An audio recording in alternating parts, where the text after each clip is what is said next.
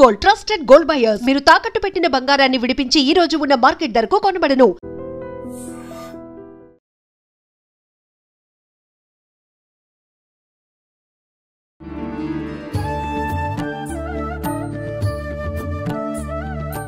నమస్కారం, welcome to I dream. ధర్మ మార్గం విత్ విజిత కార్యక్రమానికి స్వాగతం. ప్రస్తుతం నాతో పాటు ఉన్నారు భారతీయం సత్యవాణి గారు. మనందరికీ ఎంతో సుపరిచితులు. ఇంకెందుకండి ఆలస్యం, అమ్మతో మాట్లాడేసి ఈ విషయాలన్నింటినీ కూడా అడిగి తెలుసుకుందాం. అమ్మ నమస్కారం. నమస్తే అమ్మా. అమ్మ, ముఖ్యంగా కార్తీక మాసం అంతా కూడా చాలా పవిత్రమైన మాసం. దీపావళి మరుసటి రోజు నుంచి ప్రారంభం అవుతుంది. ఈ కార్తీక మాసం మొత్తం కూడా ఆధ్యాత్మికతకి, ఆరోగ్యానికి వారధి నెలంతా. అవన్నీ తెలుసుకోవడం కోసమే వనాలలోకి వెళ్ళి ఆ వన భోజనాల పేరిట ఆ చెట్లు చేమల మధ్య ఒక్కొక్క చెట్టు యొక్క విశిష్టతని, దానిలో ఉన్న ఔషధ గుణాలని తెలుసుకుంటూ పిల్లలకి నేర్పిస్తూ, సాత్విక ఆహారాన్ని పరిచయం చేస్తూ, ఎటువంటి ఆహారం తీసుకుంటే నువ్వు ఆరోగ్యంగా ఉంటావో చెబుతూ, ఆ ఉసిరి చెట్టు కింద భోజనాలు చేసి, అవిశాకులలో భోజనాలు చేశారు తప్ప వన భోజనాలు చేయకుండా భవనాల్లో చేసుకుని వన భోజనాలు అంటే ఎలా కుదురుతుంది? ఇప్పుడు జరుగుతున్నది వన భోజనాలా, భవన భోజనాలా? భవన భోజనాలే అమ్మా. మరి అది వన భోజనం ఎలా అంటాం? మంచి రిసార్ట్ ఏదన్నా ఉందా, చూసుకున్నామా, అందరం ఒక దగ్గర కలిసి తిన్నామా? ఇప్పుడు అప్పటికేమిటి, వానప్రస్థంలో రాగానే వాళ్ళకు కూడా వనాలలోకి వెళ్ళిపోదామని, పిల్లలకి దూరంగా వెళ్ళిపోదామని వెళ్ళిపోయేవారు. ఇప్పుడే మనం ఓల్డ్ ఏజ్ హోమ్స్ అంటున్నాం. ఆ వనాలలోకి వెళ్ళి అలా అలా పూర్వీకులు మహాప్రస్థానాలా వెళ్ళిపోయి శరీరాలు విడిచిపెట్టేసేవారు. అటువంటి ఆధ్యాత్మికతను పొందడం కోసమే ఈ దామోదరుడు, కార్తీక దామోదరుడు అంటున్నాం మనం. దామము అంటే కట్టివేయడం, ఉదరం అంటే పొట్టను కట్టేసుకోమన్నారు. శ్రీకృష్ణుడిని రోడ్డుకి ఎందుకు కట్టేసింది? అల్లరి చేష్టలు తట్టుకోలేక. అల్లరి చేస్తుంటే రోడ్డుకి ఎందుకు కట్టేసింది? ఎందుకు కట్టేసింది? రోడ్డుకి అల్లరి చేస్తున్నాడని కట్టేసింది. కథగా చెప్పారు మనకి. మనం కూడా అల్లరి చిల్లరగా అర్ధరాత్రి పూట తినకూడదు అన్ని తింటే రోగాలు వస్తాయని దామ ఉదరుడు, ఉదరాన్ని కట్టేసుకోరా ఈ కార్తీక మాసం అంతా. ఇటువంటి ఆహారాన్ని తినండి, సాత్విక ఆహారాన్ని. తెల్లవారుజామున లేచి నదికి వెళ్ళి స్నానం చేయండి. ఆ నదులలో మన ఋషులందరూ కూడా చక్క తపశక్తినంతా ఎక్కడ ధారపోయాలని చెప్పి నీళ్లలో వదిలి వెళ్ళారు. అందులో కనుక మీరు స్నానం చేస్తే ఆ పూర్వీకులు ఋషులు వదిలి వెళ్ళినటువంటి ఆ శక్తి మీ అందరికీ కూడా మీ శరీరానికి తగులుతుంది. శరీర రుగ్మతలు తగ్గుతాయి. వేకువజామునకు సరస్వతి సంచరించే వేళ ఆ సమయంలో స్నానం చేస్తారు. సూర్యుడు ఆహ్వానించడానికి దేవతలంతా బయలుదేరే సమయం అది. అప్పుడు నిద్రపోయే వాళ్ళని అసహించుకుంటారు, లేచి పనులు చేసుకునే వాళ్ళని ఆశీర్వదిస్తారని తెల్లవారుజామున స్నానం చేసి ఆధ్యాత్మిక అక్కడి నుంచి మొదలై గోపూజ, గో చుట్టూ ప్రదక్షిణ చేస్తే అక్కడి నుంచి వచ్చే ఓజోన్ శక్తి, తులసి చెట్టు ప్రదక్షిణ చేస్తే అటు నుంచి వచ్చే ఓజోన్ ప్రసారం, ఇవన్నీ కూడా గోపూజ, తులసి పూజ, తెల్లవారుజామున లేవడం, నదీ స్నానాలు చేయడం, వనాల్లోకి వెళ్ళడం, శివుడిని అభిషేకించడం, అటు కేశవుడిని కూడా పూజించడం, శివకేశవులకు భేదం లేదని చెప్పడం, ఇది మొత్తం ఆధ్యాత్మికతే ఈ కార్తీక మాసం. అమ్మ, శివుణ్ణి ఒక్కరిని ఆరాధించే వాళ్ళు కూడా ఉంటారు. అయితే శివకేశవులకు భేదం లేదు, ఇద్దరిని ఆరాధిస్తేనే ఈ మాసంలో ఇంకా రెట్టింపు ఫలితం పొందుతామంటారు. ఏ రకంగా ఆరాధించాలమ్మా? శివకేశవులు ఇద్దరు ఒకటే కదా, భేదం లేదు కదా. ఎలా భేదం ఉండదు? దేవుడు ఒక్కడే. ఆ చేస్తున్న పనిని బట్టి ఆయనకి ఆ పేరు వచ్చింది. కానీ భక్తులు మాత్రం శివుడి భక్తులు శివుడే గొప్ప అని, విష్ణు ఒక్కొక్కరికి ఒక్కొక్క దైవం ఇష్టం, అంటే ఆ తత్వం ఇష్టం. కొంతమందికి నిరాడంబరంగా జీవించడం అంటే ఇష్టం, శివతత్వం అది. కొంతమంది చాలా వైభవంగా జీవించాలనుకుంటారు, అది విష్ణుతత్వం. ఆ వైభవోపేతమైనటువంటి సృష్టిలో ఉన్న వైభవం అంతా కలిస్తే విష్ణుమూర్తి. ఈ సృష్టిలో ఉన్న వైరాగ్యం అంతా కలిపేసేసి ఒక నిరాడంబరత అనేటటువంటిది నీకు శివుడు. అందుకని నీకు అయ్యప్ప స్వామి పూజలో కనపడుతుంది చూడు. భక్తులేమో శివుళ్ళ ఉంటారు, స్వామినేమో విష్ణుమూర్తిలా అలంకరించుకుంటారు. అయ్యప్ప మాల కూడా చేతిలో విష్ణుమాల, తులసిమాల ఉంటుంది, రుద్రాక్షమాల ఉంటుంది. నామం కూడా అంతే, రెండింటిని కలిపి ఉంటుంది. ఒక పక్క చెయ్యి వయ్యారంగా పెడతాడు, ఒక చెయ్యి ఏమో ఇట్లా ఉంటుంది. అటు విష్ణువు శివుడిని కలిపి. అందుకని కార్తీక మాసంలో ఆ శివకేశవులకి భేదం లేదు. అయ్యప్ప స్వామికి కూడా ఈ కార్తీక మాసంలోనే పూజలు జరుగుతూ ఉంటాయి.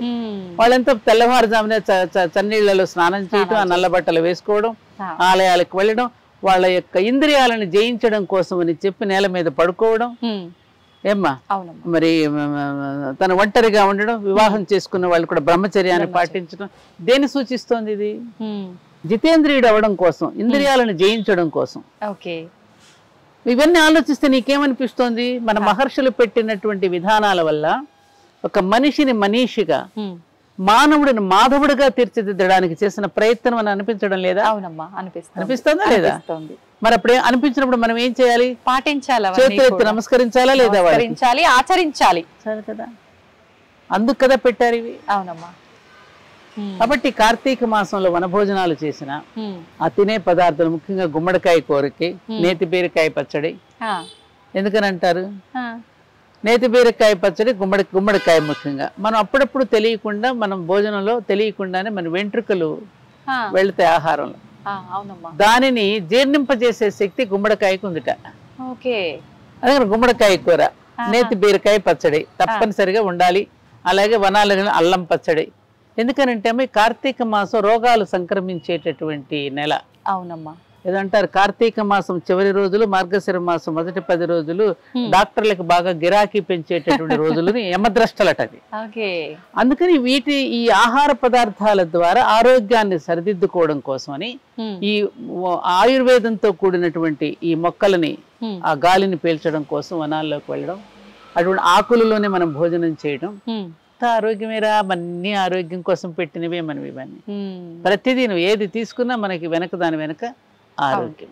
అమ్మా, ముఖ్యంగా కార్తీక మాసంలో ఆహార నియమాలు అన్నారు కదా, అల్లం, వెల్లుల్లి, ఉల్లిపాయలు ఇలాంటివి కూడా తీసుకోకూడదు అంటుంటారు కదమ్మా, ఎందుకని? మనం ఆధ్యాత్మికత వైపుకి వెళ్తున్నప్పుడు కొంచెం తమో గుణాన్ని పెంచేవి తినం. రజోగుణ తమో గుణాలకి ఇవ్వకుండా సత్వగుణాన్ని పెంచేటువంటి ఆహారాన్ని తీసుకుంటాం అప్పుడు. అయితేమ్మా, ఇప్పుడు మనం ఆహార నియమాలు అని చెప్పారు. ఆహార నియమాల్లో ముఖ్యంగా అల్లం, వెల్లుల్లి, ఉల్లిపాయ ఇలాంటివి నిషేధం ఈ మంత్ మొత్తం కూడా అని చెప్తుంటారు కదమ్మా, ఎందుకని ప్రత్యేకించి ఇవి? అదే మనం కార్తీక మాసం అంటే కొంత ఆధ్యాత్మిక చింతనకు సరైనటువంటి మాసం కదమ్మా. అవునమ్మా. కొంచెం ఆలయాలకు వెళతాం, అభిషేకాలు చేసుకుంటాం, ఉపవాసం చేస్తాం కదా. అందుకని తమో రజో గుణాలను పెంపొందించే ఆహార పదార్థాలు దూరంగా పెట్టి సత్వగుణ ప్రధానమైనటువంటి ఆహారాన్ని పెట్టడం ద్వారా ఆ ఉపవాస దీక్ష చేసేటప్పుడు కూడా నియమాలను పాటించడానికి కూడా మన దేహం సహకరిస్తుంది. అప్పుడు లేకపోతే నియమాన్ని పాటించలేక దేహం సహకరించాలి కదా.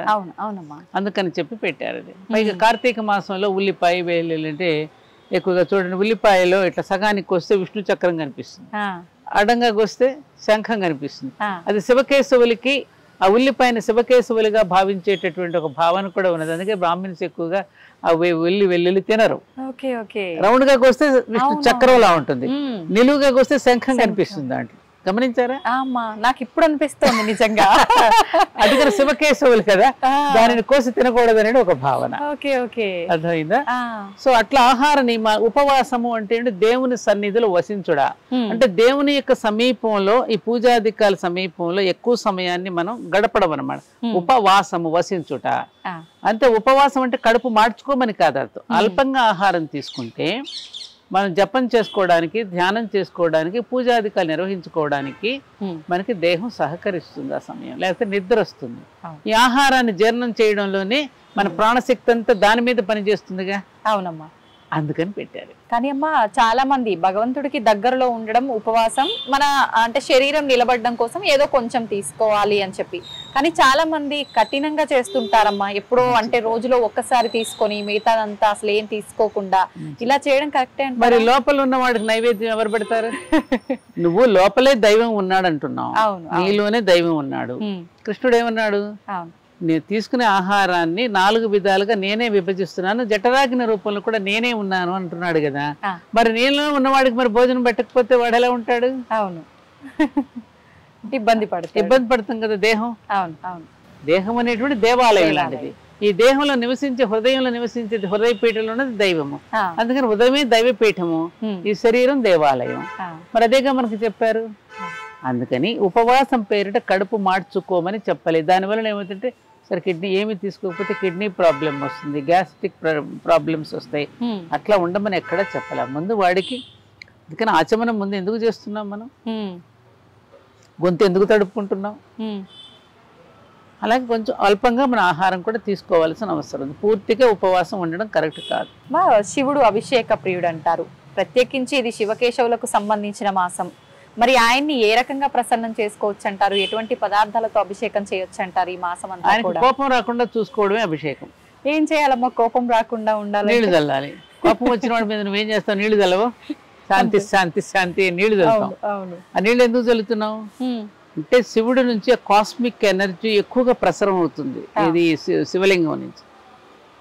ఆయనకు అభిషేకం చేయడం ద్వారా నిన్ను నువ్వు కడిగేసుకుంటున్నావు. అక్కడ బాహ్యంగా నువ్వు అభిషేకిస్తూ నీ అంతరంగాన్ని అభిషేకించుకుంటున్నావు, నీ అంతరంగాన్ని కడిగేసుకుంటున్నావు. మనిషి అన్న తర్వాత మనసుకు కూడా మాలిన్యం వస్తుంది, అవునా కదా? ఇప్పుడు అక్కడ పూజ గదుల నిర్మాల్యాన్ని ఎట్లయితే మనం తీసేస్తున్నామో మన మనసులో ఏర్పడిన నిర్మాల్యాన్ని కూడా తీయాలి కదా. ఆ తీయడం కోసం అని చెప్పి ఆయనకు అభిషేకం చేసే మంత్రాలలో ఈ వైవిధ్యాన్ని అంతటిని కీర్తిస్తూ సృష్టిలో ఆయన ఏర్పరిచిన వైవిధ్యాన్ని అందరు అక్కడ చూడు అందరికీ నమస్కారం అంటున్నాడు. నమః నమః నమ్మకం చదివేటప్పుడు చెట్టుకు నమస్కారం, పుట్టకు నమస్కారం, గుట్టకు నమస్కారం, ఆకుకి, పిందికి, కేస అన్నింటికి నమః నమః నమస్కారం చేసుకుంటూ ఆయన యొక్క సృష్టి వైవిధ్యానికి ధన్యవాదాలు చెప్పుకుంటూ నీకు కోపం రాకుండా ఉండేటువంటి స్థితిని నాకు కలిగించవయ్యా, అంటే ధర్మాన్ని అతిక్రమించకుండా ధర్మంగా నడుచుకునేటట్టు బుద్ధిని నాకు ప్రసాదించమని కోరుకుంటూ చేస్తున్నాం అభిషేకం అక్కడ. అందుకనే చూడు మన సంకల్పంలో చెప్పుకునేటప్పుడు మమ ఉపాత్త దురిత క్షయ ద్వారా శ్రీ పరమేశ్వర ప్రీత్యర్థం అంటున్నామా? అవునమ్మా. పరమేశ్వరుడు యొక్క ప్రీతి మనకి ఎప్పుడు దొరుకుతుంది? మనం చేసే పాపాలు పరమేశ్వరుడు యొక్క ప్రీతిని కలగడానికి ఇది అడ్డంకుగా ఉంటుంది మనం చేసే పాపం. అవును అవునమ్మా. అందుకని ఆ అడ్డంకిని తొలగించేస్తున్న నా పాపాలను నేను క్షయం చేసుకుంటున్నాను. ఆ పాపాన్ని క్షయం చేసుకోవడం ద్వారా నీ ప్రీతి లభిస్తుందని తెలిసిన వాడై నేను అభిషేకానికి ఇప్పుడు నేను రెడీ అయ్యాను. ఇక తర్వాత చేయకూడదుగా మరి. అప్పుడు మళ్ళీ చేస్తే మరి అనుగ్రహం ఎలా లభిస్తుంది? అందుకని ఏమంటాడు, శివాలయంలో అభిషేకం చేసినా ఏం జరగలేదండి, ఆ దేవుడి దగ్గరికి వెళ్ళా ఈ దేవుడు ఏం జరగలేదండి, అదిగో మీ దేవుడి దగ్గర ఏం జరగలేదు కదా మా దేవుడి దగ్గరికి వెళ్ళి ఇంకొకటి పిలుస్తాడు. అప్పుడు కరెక్టే అమ్మా, ఇదే జరుగుతుంది. ఈ పరమార్థాన్ని మనం తెలుసుకోకపోవడం వల్ల అడగగానే దేవుడు మనకి ఇచ్చేయడు, నీకు ఏది కావాలో అది ఇస్తాడు, ప్రమాదకరమైనవి ఇవ్వడు, నీకు ప్రమాదం లేనివి ఇస్తాడు భగవంతుడు. నీకు తెలియసో తెలియక అన్ని అడుగుతూ ఉంటావు. చిన్న వయసులో తెలియని వయసులో పిల్లవాడు స్కూటర్ కొనియమంటే నువ్వు కొనిస్తావా? ఆగనాన్న నీకు ఇంకా వయసు రావాలని అంటావా?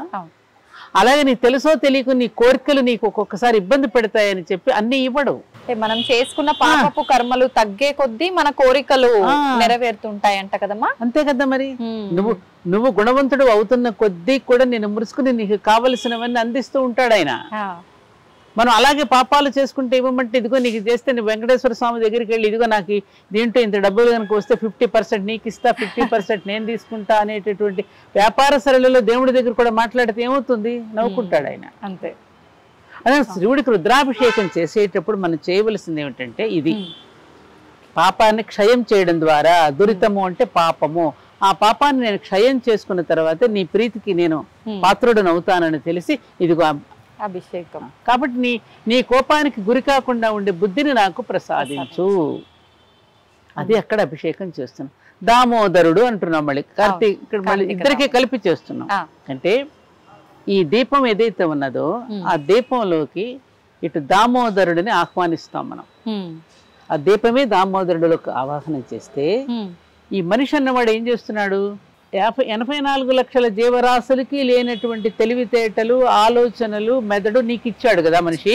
అవును. ఇప్పుడు ఆ మనిషి ఏంటి? వీటన్నింటి పట్ల కృతజ్ఞుడై ఉండాలిగా. ఉండాలి. ఇప్పుడు ఈ చెట్టు ఉంది, ఈ టెంపుల్ ట్రీ, దీని నుంచి పూలు తీసుకుని నేను రోజు భగవంతుడి దగ్గర నేను ఆరాధన చేసుకుంటున్నా. అవును కదా. అలాగే ప్రతి ప్రాణి నుంచి కూడా నేను సహకారం పొందుతున్నా. ఆ సహకారం పొందుతున్న ఆ ప్రాణికి కూడా ఉత్తమ గతులు ఇవ్వమని కోరుకుంటూ చెట్ల దగ్గర దీపాలు పెట్టి ఈ చెట్టుకు కూడా పాపం అది కదలలేదు, మాట్లాడలేదు, దాని బాధ మనకు చెప్పుకోలేదు, దీనికి కూడా ఉత్తమ గతిని ప్రసాదించు అని చెప్పి చెట్టు దగ్గర మనం దీపం పెడితే ఆ దీపంలో ఉన్న దామోదరుడు ఆ చెట్టులో నుంచి ఆ ప్రసరించి దానికి విముక్తిని కలిగిస్తాడు. అలాగే ఆకాశ దీపం పెడితే దాంట్లో శలభాలు మాడిపోతుంది, దీపపు పురుగులు, ఆ దీపపు పురుగులకు కూడా మోక్షం ప్రసాదించుగాక. ఆ దీపాన్ని వెలిగించే విప్రుడు బ్రాహ్మణుడు కూడా కేవలం కర్మకాండలకే కాకోకుండా అతడు వేదార్థాన్ని అర్థం చేసుకునే స్థితిలో ఉండి అతను కూడా వేదమూర్తి వర్ధిల్లుగాక అని చెప్పి బ్రాహ్మణుడికి కూడా మనం ఆశీర్వచనం ఇస్తూ ఆకాశ దీపం వెలిగిస్తాం. అలాగే నీళ్ళల్లో ఉండే చేపలు ఉంటాయి, తాబేళ్లు ఉంటాయి, కప్పలు ఉంటాయి, అనేక జీవరాశులు ఉంటాయి. ఆ నీళ్ళల్లో దీపాలు వెలగడం ద్వారా ఆ దీపంలో ఉన్న దామోదరుడు వాటికి కూడా ఉత్తమ గతులను ప్రసాదించుగాక అని చెప్పి మానవుడైనటువంటి వాడు, బుద్ధిజీవి అయినటువంటి వాడు సకల జీవరాశులకు క్షేమాన్ని కోరుకుంటూ చేసి పెట్టే దీపాలే ఈ కార్తీక దీపాలు. చెట్టు దగ్గర పెట్టినా, నీళ్ల దగ్గర పెట్టినా, నదుల దగ్గర పెట్టినా, ఈ పెట్టిన దీపాలన్నీ కూడా వాటికి కూడా ఉత్తమ గతులు ప్రసాదించుగా కానీ మానవుడైనటువంటి వాడు కోరుకుంటున్నాడు. మా కార్తీక దీపానికి ఇప్పుడు ఎంతైతే ప్రాధాన్యత ఉందో కార్తీక పురాణం కూడా అంతే ప్రాధాన్యత ఉంటుంది కదమ్మా. కార్తీక పురాణం అనేది ప్రతిరోజు ఒక అధ్యాయం చదువుకోవాలి అంటుంటారు. నిజంగా చదవటం వల్ల ఫలితం ఏంటమ్మా? చదవగా దానిలో ఉన్న పాత్రలు ఏవైతే ఉన్నాయో ఆ పాత్రలోకి మనం వెళ్ళి మన పాత్రతను కూడా మార్చుకోవడానికి అవకాశం ఉంటుంది. ఓకే. అందుకని పురాణం ఎప్పటికీ కొత్తదే, ఎప్పటికీ కొత్తదాన్ని పురాణం అంటారు ఎప్పటికప్పుడు. ఆ కార్తీక మాసం గాథలు వినడం వల్ల మనలో ఒక ఆలోచన, బుద్ధి పరివర్తన కలుగుతుంది. అందుకని ఒక్కొక్క పురాణంలో ఒక్కొక్క గాథ ద్వారా ఎవరో తెలియకోకుండా వెళ్ళి అక్కడ ఒక ఒత్తి వెలిగించడం ద్వారా, ఏదో కథ ఉంది కదా అతని పేరు, వెలిగించడం ద్వారా అతను కూడా ముక్తిని పొందాడని, అతనికి కూడా స్వామి అనుగ్రహం దొరికిందని కథల్లో చదువుకోవట్లా. అలా పోలి కథ కూడా చాలా ప్రత్యేకం కదమ్మా. ఈ కథలో ఏ కథ చెప్పినా దాని వెనకంత మానవుడి యొక్క శ్రేయస్సు కోసమే పెట్టారు. అంటే మనం ఏం చేసినా మన ధర్మాన్ని మనం ప్రపంచ దేశాల్లో ఎక్కడ ఇన్ని పండుగల రూపంలో మనుషులను ఈ విధంగా ప్రచోదనం చేస్తూ చెడిపోనివ్వకుండా సంవత్సరం అంతా పండుగలు చేసే దేశం ఏదైనా చూసావా నువ్వు? మనదే అమ్మా. మన ఋషుల సంతానం, మనువు యొక్క సంతానం మానవులం మనం. ఆ మనువు కొన్ని ధర్మ సూత్రాలను మనకు పెట్టాడు, దానిని ఆచరింపచేసి మనల్ని ఎప్పటికప్పుడు తరించడానికి, ఉత్తమ జన్మ ఎత్తడానికి ఒక ఏర్పాటు చేశాడు. మనిషి చెడిపోనివ్వకుండా జాగ్రత్తలు పడిన దేశం ఇది. ఎట్లా పడితే అట్లా జీవించనివ్వలా మనల్ని. ఎలా పడితే అలా జీవించింది. ఆర్యావర్తన పుణ్యభూమిగా ఎందుకు పేరు పొందుతుంది? ఆర్యావర్తనం అంటే శ్రేష్టమైనటువంటి వ్యక్తులు కలిగిన భూమి మనది, శ్రేష్ఠులు జన్మించిన భూమి. అందుకని మనకి ఈ పండుగల రూపంలో, ఈ ఆచార వ్యవహారాల రూపంలో మనల్ని ఒక పద్ధతిలో జీవింపచేసి సమాజానికి ఒక మేలు చేశారనమాట. లేకపోతే అందరూ నరకాసురులు అయిపోతే, అందరూ రావణాసురులు అయిపోతే ఏమవుతుంది అప్పుడు దేశం?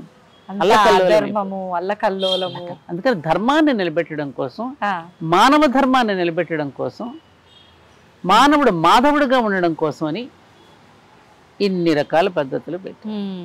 ఉసిరికాయ ఆరోగ్యం భాస్కరాదిచ్చేత్ అన్నారు. ఉసిరికాయ సూర్యుడికి ప్రతీక, అర్కం. అందుకని ఆదివారం నాడు ఉసిరికాయని తలవరు, ఉసిరికాయ పచ్చడి తినరు. అది సూర్యుడు, ఆదివారం సూర్యుడికి సంబంధించింది కదా. అందుకని కరతలామలకం అంటాం. కరతలామలం అన్ని అంటే అన్ని. ఆమలకం అంటే ఉసిరికాయ, కరతలామలం అంటే చేతుల అమలకం ఉంటే ఆరోగ్యం నీ గుప్పిట్లో ఉన్నట్టే. కరతలామలకం, నీ చేతిలో ఉసిరికాయ ఉంటే ఆరోగ్యం నీ గుప్పిట్లో ఉన్నట్టే అని అర్థం. అంతటి ఆరోగ్యప్రదాయమైనటువంటి ఉసిరికకి అంతటి ప్రాధాన్యతనిచ్చి మన తులసికి ఉసిరికి వివాహం లాగా కళ్యాణం చేసి దాని యొక్క ఆరోగ్యాన్ని మనం, అది ఇచ్చేటటువంటి ఆరోగ్య సౌభాగ్యాన్ని గుర్తుపెట్టుకుని దానికి కూడా నమస్కారం చేసుకుని దాని కింద కూర్చొని భోజనం చేసి దాని మీద దీపాలు వెలిగించి. అమ్మ, ఈ ఉసిరికాయ దీపాలతో పాటు 365 ఒత్తులు అని చెప్పి కూడా వెలిగిస్తూ ఉంటారు. దీని ప్రాధాన్యత ఏంటమ్మా? ఇది నిజంగా శాస్త్రంలో ఉందా? 365 రోజులు కదా మనకి. అవునమ్మా. 365 రోజులు పూజ చేసుకోలేనటువంటి వాళ్ళకి రోజుకు ఒక ఒత్తి చొప్పున ఒకే, అంటే సంవత్సరం భోజనం అంతా ఒక రోజున పెడితే వాడు ఎలా తింటాడు? అట్లా 365 రోజుల యొక్క ఫలితం పొందుతారు అనేటటువంటి దీంతో ఆ ఒత్తులను అలా పెట్టారు. అయితే మనం ఏం చేస్తున్నాం అంటే ఏదో పెట్టాడు తీసుకొని తులుసుకోవడం దగ్గర ఆ ఒత్తులు వెలిగిస్తే ఆ చెట్టు ఏమో కాలిపోతుంటది. ఏమ్మా, అది ఎక్కడ పెడితే అక్కడ పెట్టేస్తున్నారు, ఏది పెడితే అది పెట్టేస్తున్నారు. ఇవేవో కొన్ని కల్పిత గాథలు, కొన్ని అతిశయోక్తులు కూడా వచ్చాయేమో మన ఆచార వ్యవహారాలు. అందుకే నేను ఒకటి చెప్పాను. ఈ కార్తీక మాసంలో వచ్చే 365 దీపాలకి మేము మహాప్రాణ దీపం అని నేను ఒక ఆరోగ్య ప్రాథమిక చికిత్సా కేంద్రం ప్రారంభం చేశాను. నేను 365 రోజులు కదా, 365 రూపాయలు కదా వేసుకుందాం, ₹1. ఆ 365 ఒత్తులు వెలిగించడం సంతోషమే, అది కూడా ప్రకృతికి ఇబ్బంది కలగకుండా వెలిగించాలి. దాని బదులుగా 365 రూపాయలు సంవత్సరానికి మీరు ఖర్చు పెడితే 365 మంది ప్రాణాలు నిలబెట్టచ్చు. 365 రూపాయలు కట్టారనుకోమ్మా మనకి సంస్థకి, ఒక మంచి డాక్టర్ని పెట్టి చాలా మందికి పేదవాళ్ళకి పాపం వాళ్ళకి బీపీ ఉందని కానీ షుగర్ ఉందని కానీ చిన్న చిన్న వ్యాధులు ఉన్నాయని కూడా తెలియదు వాళ్ళకి. అవునమ్మా. ఆ బీపీ షుగర్లు టెస్ట్ ద్వారా వాళ్ళ లోపల ఏం జరుగుతుందో కొంచెం వాళ్ళకి తెలియచేసి దానికి తగినటువంటి ప్రాథమిక చికిత్స అందిస్తే అది కానీ ఊపిరి పోసినట్టే కదా, ప్రాణం పోసినట్టే కదా. ఖచ్చితంగా. అందుకే మహాప్రాణ దీపం. ఆ దీపాలు వెలిగిస్తే ఎలా ఉంటుంది? చాలా బాగుంటుంది కదా. ఇప్పుడు నువ్వు దీపాలు వెలిగించి వాడు ప్రాణం పోతూ ఉంటే నువ్వు చూస్తూ ఊరుకుంటే మరి ఈ వెలుగుతున్న దీపం నిన్ను వేళాకోళం చేయదు. నిజంగానే అమ్మా, చేస్తుందా? ప్రయోజనమే లేదు దీని వల్ల. అప్పుడు ఆ మహాప్రాణం నుండే మనకి ప్రాణశక్తి వెలుగుతోంది కదా, కాబట్టి మరొక ప్రాణానికి ఊపిరి పోసినట్టు అవుతుంది కదా మనం. అవును. అందుకనమ్మా మన పూజాధికాలన్నీ కూడా సజీవ విగ్రహాలను ఆరాధించడానికి విగ్రహారాధన అనేది ఒక శిక్షణ రూపంగా మనకు అందించారు. ఈ పూజాధికాలలో పెట్టి దాన్ని మనకి సమాజ సేవ అనేది ఎలా చేయాలో ఈ పూజాధికాల ద్వారా మనకు ఒక శిక్షణనిచ్చారు అనేది గ్రహించుకుంటే యొక్క పరమార్థం నెరవేరుతుంది. ఏమంటావు? అవునమ్మా, నిజం. మీరు చెప్పింది నిజంగానే నిజమమ్మా. అసలు ఈ 365ల కాన్సెప్ట్ ఏదైతే ఉందో అది నిత్యం దీపం వెలిగించిన అంత ఫలితం వస్తుంది అని చెప్పి మొదలు పెట్టిన విధానం కాస్త ఇంట్లో ఎంతమంది ఉంటే అందరూ ఒక్కొక్క 365ల కట్ట వెలిగించాలి అనేంత వరకు వెళ్ళిందమ్మా ఇది. సహకుటుంబానం అంటున్నాం ఇంకా మళ్ళీ ఎందుకు ఒకరికొకరు దీపం, మళ్ళీ అక్కడ కూడా అసలే మనుషులు వేరైపోతున్నాం, మళ్ళీ దీపాలు కూడా వేరు చేసుకోవాలా? అవసరమా చెప్పు? లేదమ్మా. నిజంగా ఇవన్నీ లాజిక్లు మిస్ అవ్వటం వల్లనే ఒక రకంగా వెళ్ళిపోతున్నాయమ్మా. అమ్మ నేను ఏమనుకోపోతే ప్రేక్షకులు కూడా ఏమనుకోపోతే ఒక మాట అంట. చెప్పండి అమ్మా. ఈ రకరకాల అభిప్రాయాలు రకరకాల భావజాలంతో ఒక రకంగా నన్ను అడిగితే ఒక పిచ్చెక్కిచ్చేస్తున్నారు, గందరగోళం పడిపోతున్నారు. మన మూలం ఏంటో తెలుసుకోవట్లా, మనం ఎందుకు పెట్టారో తెలుసుకోవట్లే, ఏదో ఎవరో చెప్పారు ఏదో పండితు అని చెప్పి వెర్రితో వెళ్ళిపోతున్నారు. దానివల్ల ప్రకృతికి తీర్థయాత్రలు కూడా అలాగే జరుగుతూ ఉన్నాయి. అన్ని చోట్ల కూడా ఒక గందరగోళం వచ్చేస్తుంది. అవునమ్మా. ఇంట్లో అన్ని వదిలేసేసి బాధ్యతలు లేకోకుండా వెళ్ళమని చెప్పారా మనకి? లేదు కదా. దానివల్ల ఏమిటంటే తీర్థయాత్రలకు వెళతాం, అన్ని చూస్తూ ఉంటే నా దేశం ఎంత గొప్పది అని. ఒక్కొక్క ప్రదేశానికి వెళ్ళినప్పుడు ఒక రకమైనటువంటి ఒక భావన, అదే నా దేశం ఇంత గొప్పదా అని. దేశం అంతా నువ్వు పర్యటన చేస్తున్నప్పుడు ఎప్పుడో ఒక్కసారి వెళ్ళ, అంతేగాని ప్రతిసారికి ఎవరో చెప్పారు చారుధామ యాత్రలని ఆ యాత్రలని ఈ యాత్రలని తెగ పగిలిపడి మళ్ళీ వచ్చి మాత్రలు వేసుకోవడం, యాత్రలకు తిరిగి రావడం, అంత అక్కర్లా. ఆ ఛాందస భావాలు పెంపొందించుకోకుండా దైవాన్ని ఆరాధించుకోవడం అనేటువంటి పద్ధతి ఏదైతే ఉందో దాన్ని మనం అనుసరిస్తే చాలు. ఛాందసాలు ఎక్కువైపోతున్నాయి. అవునమ్మా. చాలా మంది ఆధ్యాత్మికతకు దూరం అవటానికి కూడా ఒక రకంగా ఇలాంటి భావనలే కారణం. మా మాస్టర్ గారు ఎప్పుడు చెప్పారు, 3 చాలు పరిపాలిస్తున్నాయి మనల్ని: చాపల్యం, చాంచల్యం, చాదస్తం.